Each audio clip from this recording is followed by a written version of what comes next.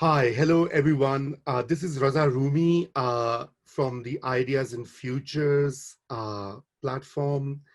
And I also happen to run a center at Ithaca College. It's called the Center for Independent Media. And I'm really delighted that Bill Fletcher Jr. has joined us this afternoon to talk about the ongoing protests and uprisings across the US and now across the globe. And just to make sense of what's going on in the world and in the US. Thank you so much, Bill. Before I ask you a few questions, I would like to everyone to know that Bill Fletcher Jr. is the executive editor of globalafricanworker.com, a former president of Trans-Africa Forum, and a long-time trade unionist and writer. Hello, Bill. Raza, thank you very much. I'm looking forward to this discussion. Yeah, likewise. So Bill, I think the first question that obviously everybody has been following, the dramatic and perhaps somewhat unexpected mobilization that has taken place right amid the COVID-19 pandemic. And, the issue of police brutality, of structural racism, I mean, it's well known. But how do you view these protests as they are growing, as they're multiplying, and a variety of groups have shown solidarity with the protesters? So, just to make sense of what's going on, maybe you can help us understand as a longtime activist. Mm-hmm. There's an interesting thing about capitalism. You can never be certain when there will be an uprising, but you can absolutely be certain that there will be an uprising. And I think what we have seen is certain forces came together, factors that contributed to the nature of this explosion of the last 2 weeks. And I think there's historical precedent if you look at 1919 in the United States. Following World War I, there was a depression. There was the so-called Spanish flu, which was actually the American flu, because it started here. There was Red Summer, which were these pogroms carried out against Black communities. And there was the Red Scare, which was the attack on radicals by the US government. And 1919 became a very explosive year. There was also the Seattle General Strike, and it was sort of the fusion of these different components that made for the turbulence of 1919. And I think what we're seeing today is the COVID-19, the economic collapse, the lynchings, 3 lynchings of African Americans in as many weeks, Trump doing something that was really unprecedented, as far as I can tell, where a president didn't even pay lip service to the idea of let's come together and let's try to address these grievances, but instead was doing everything he could to inflame the situation. And then we have an environmental crisis. So all of these things came together and we had this explosion. Now, there's a number of interesting things about this explosion. One is that this has been far more multiracial than anything that I can remember. This was not mainly about people burning down their own neighborhoods. In many cases, this was targeted at symbols of power. And it has lasted a long time. And it's lasted a long time in the context of a very real pandemic, which is something that has many people concerned, that this actually could spread. But I think that there was a deep level of frustration, sort of like a pressure cooker. And boom, That's what Yeah. we had to blow up. Yes. Please continue. No, I mean, those would be the outlines of what I would see, Right. Right. right?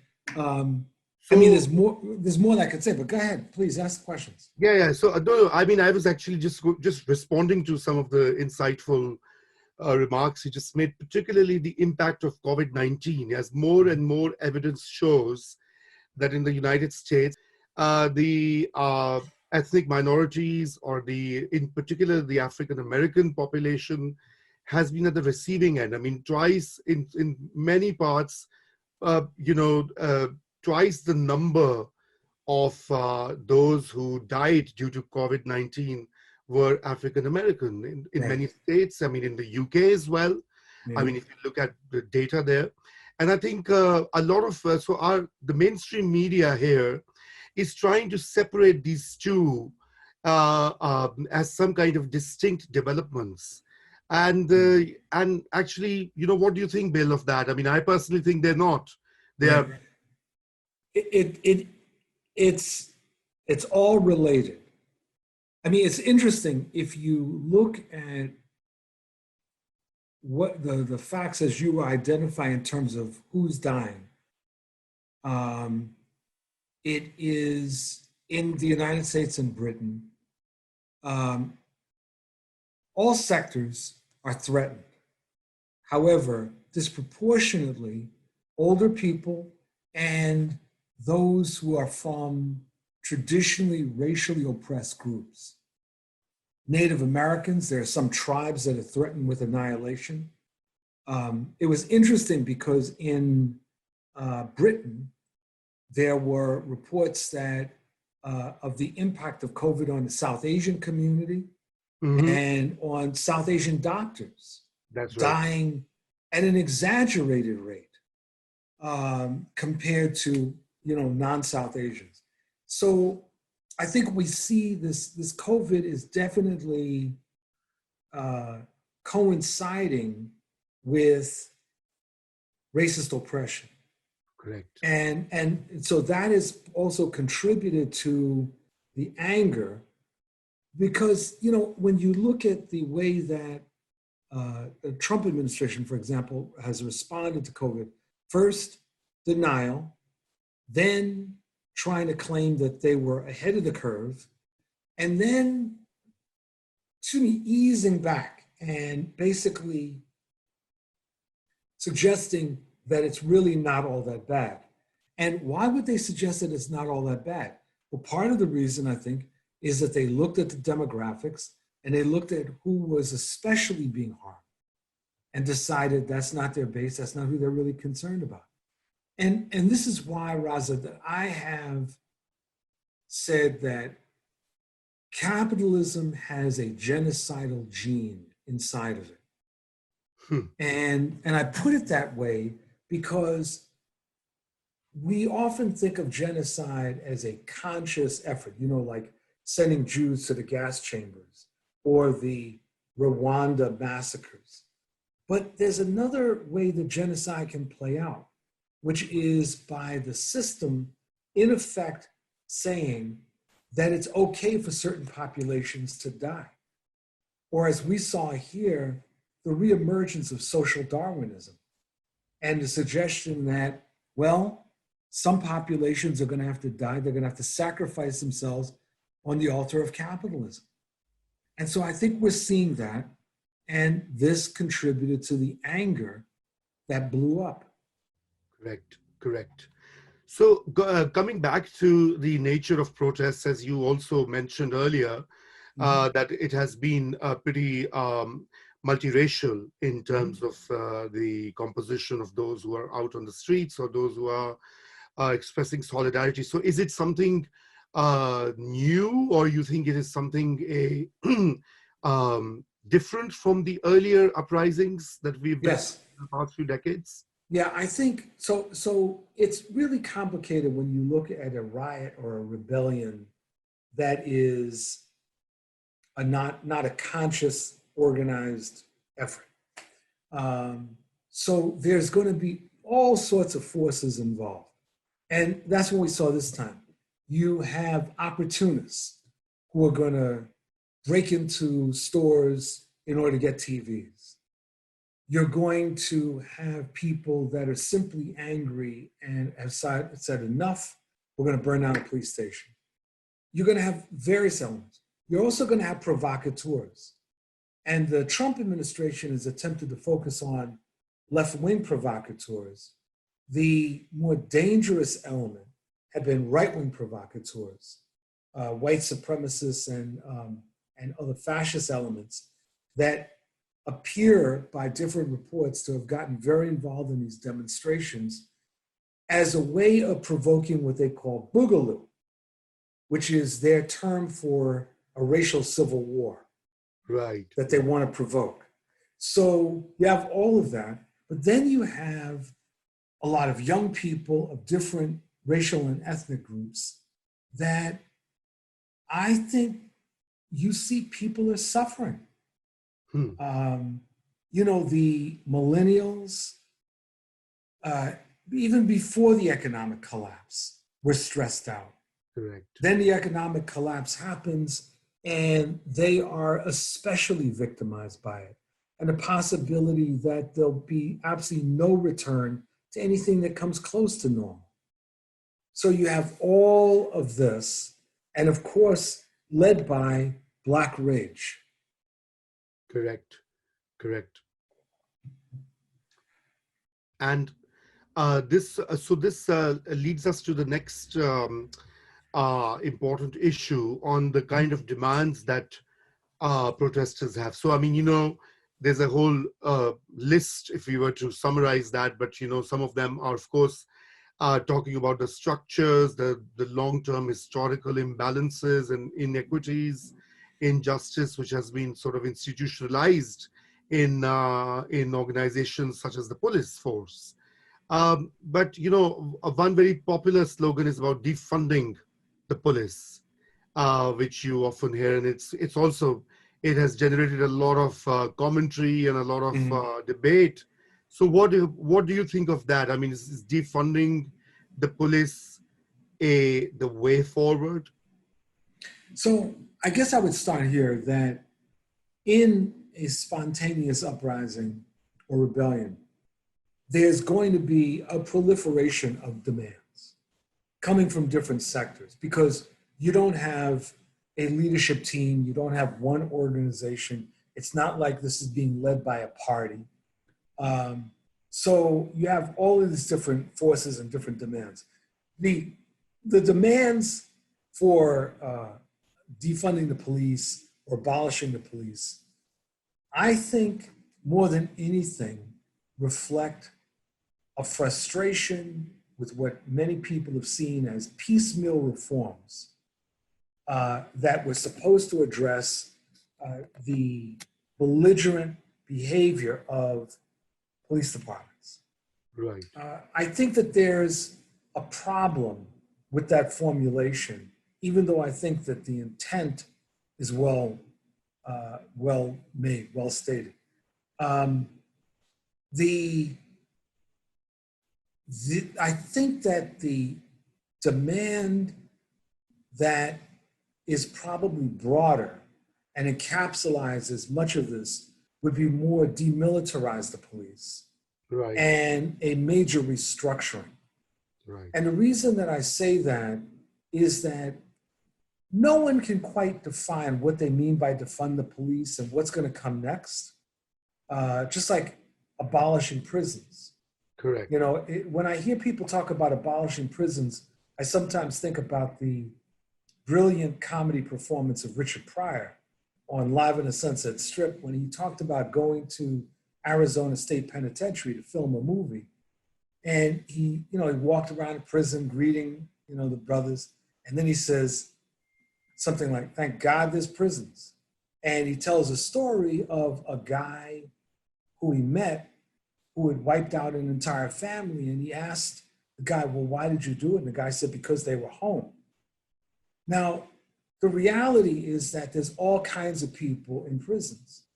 A demand to break from imprisoning people for nonviolent offenses a demand for an alternative to armed policing. That makes a lot of sense. And but the reality is that if you're going to say defund the police or abolish the police, you got to say, well, what's going to replace it? Yeah. And you can't just say, particularly because we're not in a revolutionary situation. It's not like there is dual power and that there's a revolutionary force that's on the verge of superseding the existing state. You've got to answer the question that the masses are going to ask. If I get held up, who do I call? Ghostbusters? Right? I mean, if someone breaks into my home, if I get raped, what do I do? And it seems to me that an answer has to be provided. You can't simply say, we'll get to that. Because we've got to convince people that there can be an alternative. Now, I think that there really can be. You could redirect funding away from current policing in a number of ways. One is, to begin, as I said before, demilitarizing. The federal government has provided police departments with surplus military equipment. The police end up looking like mercenary units. And we've got to break from that and get rid of that kind of equipment. We need to have a broad discussion of the role of police in a democratic society. What should they be doing? You know, one of the things when I was a young radical, I was inspired by a group called the Young Lords Party in New York. And one of the things that they were trying to do was set up what they call committees for the defense of the community, which were community-based organizations that would look at the social needs of the community, including issues of crime. So engaging people, the community, in looking at issues of crime, looking at issues of childcare, looking at issues of jobs, et cetera, tying these things together. That's a direction I think that we need to go. And I suspect that the intention of many of the protesters is to refocus attention on how to break from the militaristic model of policing, where the solution to every situation is a weapon. Yes. And which also reminds me that, Congresswoman Ilhan Umar is apparently preparing a bill. There have been other, representatives working on different legislative proposals. So do you see those going anywhere, particularly given the current political climate and, the impending presidential election in a few months? I think at the local level, like for example in Minneapolis, where the city council voted to defund the police, I think at the local level, there's a lot of real possibilities. Right. At the federal level, it becomes much more difficult, as you said. The several members of the House and the Senate introduced legislation just the other day around major police reform, but more than likely, Mitch McConnell and the Republican majority in the Senate, along with Trump, will block those efforts. So this is one of the things that we've got to think about as we're approaching the November elections. What kind of government do you want to have? And I want one that is going to be responsive to the needs of regular people around a whole host of demands. Right. And so, of course, I mean, the change in government or change in the president, because we've also seen that President Obama, in his 2 terms, I mean, could not really achieve a lot when it came to, he made a lot of promises and always shed many a tear.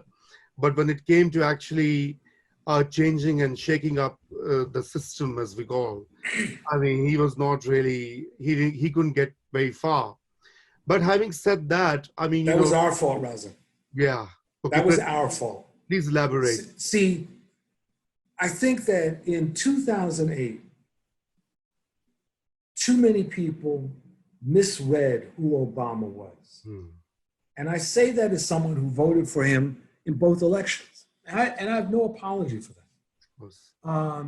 But Obama was never a radical. He certainly wasn't a socialist. And he was of the Democratic Party establishment. When he was elected, the biggest mistake that progressive forces made was allowed themselves to be demobilized. Right. He basically demobilized his campaign organization, Obama for America, and turned it over to the Democratic Party that wasn't really interested in doing anything with it.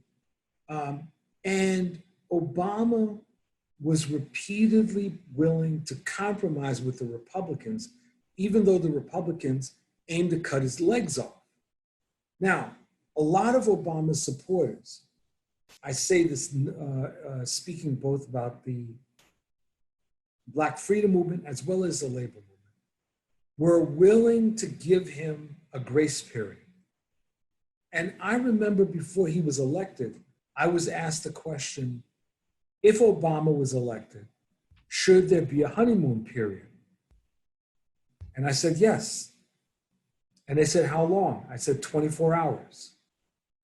And I said, for 24 hours, it's okay to party. But in the 25th hour, we have to be kicking his rear end. And the problem is that we weren't, that there was such jubilation about his election, the historic significance, that people forgot he was a political leader and he needed to be pushed.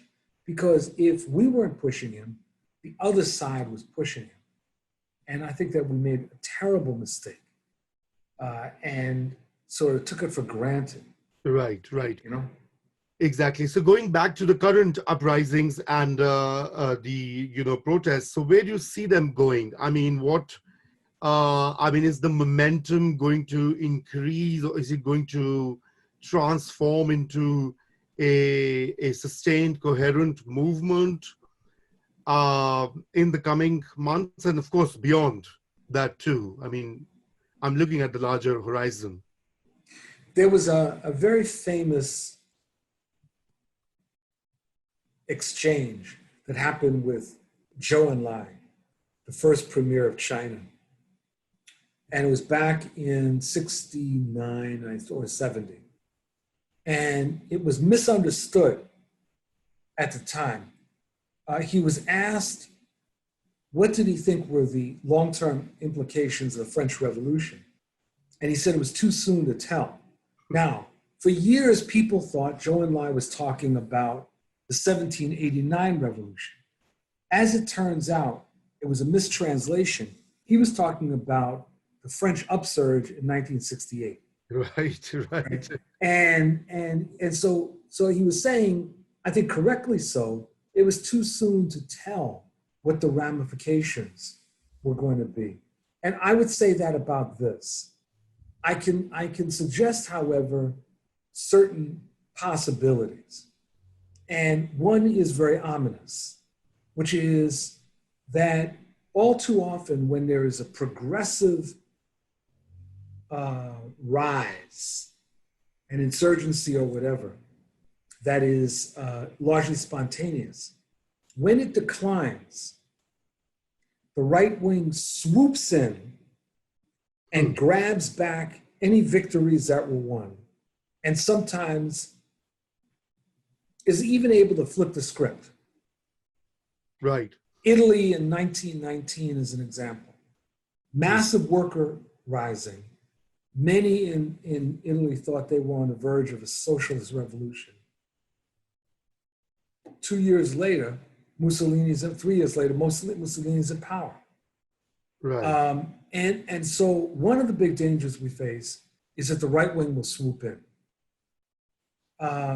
Now, on the other side, or the progressive side, I think that there's a number of possibilities.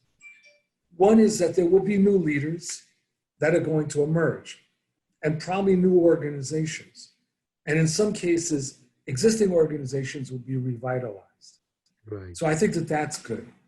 I believe that what we need, however, very desperately at this moment is a people's anti-repression coalition that attempts to link together existing organizations and aspiring organizations and leaders under a general platform of no troops in our cities, demilitarize the police, justice for those who have been lynched, and anti-austerity. Correct. In other words, to grab the spontaneous movement and the demands that are emanating from those, the demands and the sentiment or whatever, tie them together programmatically in a broad united front. And I think that that's what we need to do at this very moment. Exactly. I think that's, and there have been calls for that as well. I mean, I was reading up on it, and I guess that is required at this juncture, given that there's so many different groups and so many localized movements, Yes, working at the same time. And perhaps it's great, perhaps the right time to uh, bring all these forces absolutely. together. We've got to. And Yeah. I've been talking to different people about, and different organizations about, we need to do it. And it needs to be broad. Mm-hmm. I'm not just talking about the usual list of suspects and the people on the left. I think that it needs to involve trade unions. Yeah. It needs to involve human rights groups. Great. It needs to involve some of these new organizations that are rising among youth. And they need to be brought together, and it needs to be broad and comfortable. And the demands need to reflect the moment and connect with masses of people. Right. So it can't be, the demands can't be so far ahead that regular people are going to look and say, man, these people are nuts, right? It's got to be something where people look and they say, yep, I may not agree with all of the formulations, but these folks get it. Right, right. And, which also reminds me that basically the task ahead is rather complex, and I mean, it's long-term is in many ways as well, given how the capitalist structures, I mean, as you mentioned at the start of our conversation, influence the perpetuation of inequalities and these structures. I mean, although there are many people who have been predicting some kind of, shock to the capitalist system and the demise of the neoliberal order, but we can also, at the same time, we see that, the corporations are profiting from the pandemic too. And a lot of this, the stimuli packages, not just in the US, but globally, are being directed towards the already advanced, rich or the wealthy sectors.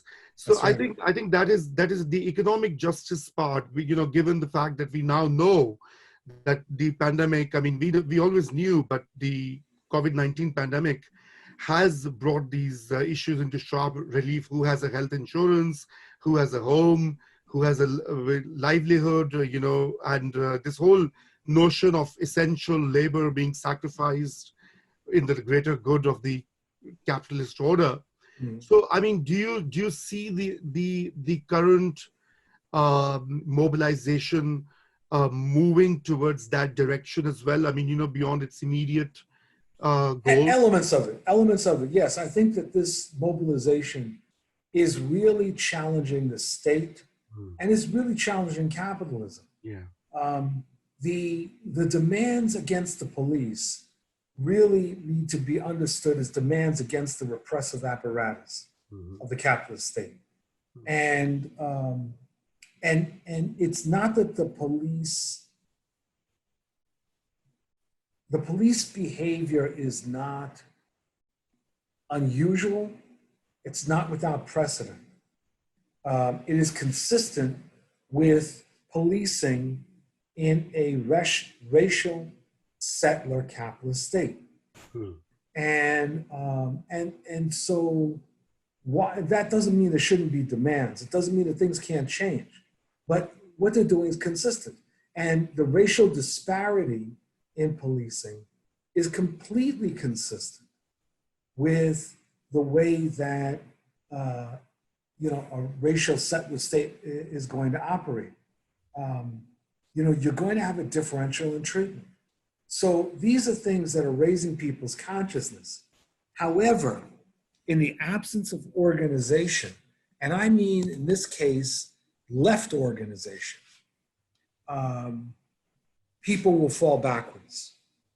And so this is a moment when we need both the broad united front of something like a People's Anti-Repression Coalition, while at the same time needing a nationwide left organization that is pushing the envelope and advocating for socialism and consistent democracy.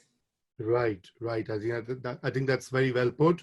And so I guess we can continue our discussion in the next session maybe, and as things evolve. But thank you so much, Bill, for your time, and it has really helped me make sense of this mobilization around me, which sometimes I get lost in the detail and the various messages. But certainly we'll pick it up from there, hopefully next week. So once again, thank you so much for watching this.